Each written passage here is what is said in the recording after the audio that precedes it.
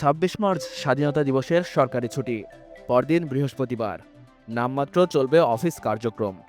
তাই অনেকেই একদিনের ছুটি নিয়ে ঈদ করতে গন্তব্যে রওনা হয়েছেন। ছুটি হয়েছে সাভারের আশুলিয়ার বেশ কিছু তৈরি পোশাক কারখানাও। এতেই সড়কে বাড়তে শুরু করেছে যাত্রী চাপ।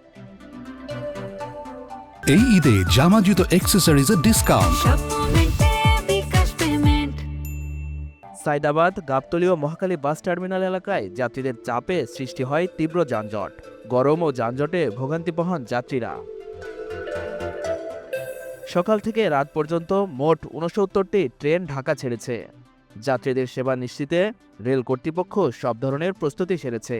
স্টেশন থেকে শুরু করে গন্তব্য পর্যন্ত নিরাপত্তা ব্যবস্থা জোরদার করা হয়েছে।